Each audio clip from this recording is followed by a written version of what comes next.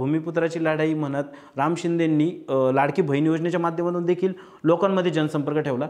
तर त्या तुलनेत आपण रोहित पवारांचा विचार केला तर रोहित पवार हे मतदारसंघात खूप कमी फिरताना दिसले, की रोहित पवारांना लवकर भेटणं होत नाही। तसं राम शिंदे हे आपला माणूस आहे, लगेच भेटतात, अशा पद्धतीने आहे। तर मग कुठेतरी निगेटिव्ह रोहित पवारांच्या बाजूने आहे। पण रोहित पवारांच्या माणसांनी पैसे वाटल्याचा व्हिडिओ आला, त्यानंतर राम शिंदेंच्या माणसांनी पैसे वाटल्याचा व्हिडिओ आला, त्यामुळे कुठेतरी या ठिकाणी पण या राजकारणाचाच एक भाग आहे। कर्जत जामखेड मतदारसंघ आहे, तिथे गेल्या वर्षी राम शिंदे वर्सेस रोहित पवार अशी लढत झाली होती। यावेळी राम शिंदे विरुद्ध रोहित पवार अशी थेट लढत झाली। तिथे दोन्ही बाजूने लक्ष्मी दर्शन केलंय असं ते दोघांची म्हणणं आहे। या मतदारसंघात कशी लढत तू कशी लढत जाते काय म्हणजे राज्याचं लक्ष लागून असलेला एक हाय व्होल्टेज ड्रामा जर म्हणत असतो तर अहिल्यानगर जिल्ह्यातील कर्जत जामखेड हा एक मतदारसंघ आहे। त्या ठिकाणी विचार केला तर पॉवर फॅक्टर म्हणतो आपण तो 2019 मध्ये चालला। रोहित पवार आमदार म्हणून निवडून आले, त्यांनी ज्या प्रतिस्पर्धी त्यांचे जे होते ते माजी मंत्री होते राम शिंदे यांना त्यांनी पराभवाची धूळ चाकली आणि ते निवडून आले, आमदार झाले। यंदा वातावरण जरासं बदललंय, विकास कामं असो किंवा आरोप प्रत्यारोप असो, टीका टिप्पण, तिथला एक कळीचा मुद्दा ठरला तो म्हणजे MIDCच्या मुद्द्यावरून आरोप प्रत्यारोप केले। रोहित पवारांनी मंजूर केलेले MIDC त्या जागेचा विषय झाला, त्यानंतर त्याचं राम शिंदे यांनी पद्धतशीर तिथं त्यांना कॅच करून MIDC मंजूर करून आणली, याचा फायदा कुठेतरी राम शिंदे झाला।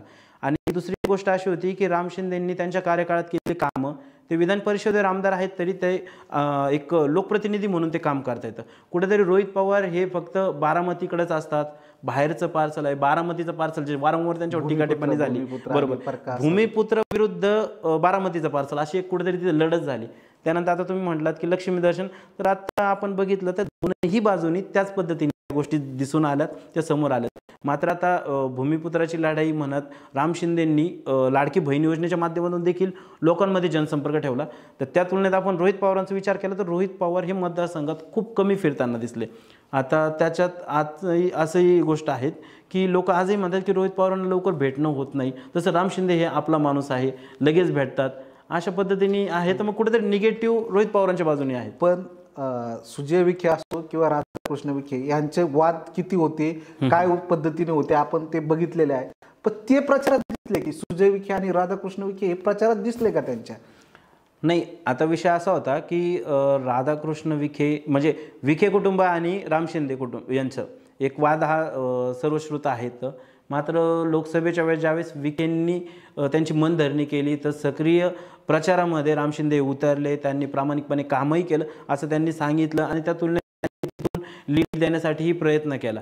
मात्र ह्या ठिकाणी दिसले नाही, कारण विषय असा होता की त्यांनी स्वतःच मतदारसंघामध्ये फिरत होते, राम शिंदे स्वतः फिरत होते आणि भाजपच्या वरिष्ठ नेत्यांशी थेट केंद्रीय मंत्र्यांशी त्यांचे संपर्क असल्या कारणाने आपण बघितलं की त्यांच्या सभांना हे केंद्रीय पातळीवरचे नेते वगैरे आले होते, त्याचा कुठेतरी एक माणसांवरती तिथं झालेलं दिसतोय। एक मुद्दा गाजलात की पाशा पटेल यांचं वादग्रस्त भाषण हा राम शिंदेला फटका बसू शकतो असं बोललं जात होतं। त्यांच्या व्हायरल क्लिप झाल्या, क्लिप प्रत्येकाला पोहोचल्या, राज्यात गेल्या, टीव्हीवर दिसल्या, त्याच्यामुळे कुठेतरी राम शिंदेला डॅमेज होतंय का? नाही, पण आता आरोप प्रत्यारोप बघितलं आपण की राजकारण म्हटलं की ते आरोप प्रत्यारोप टीका टिप्पणी व्हिडिओ व्हायरल होणं हे सर्रास होणार आहेत।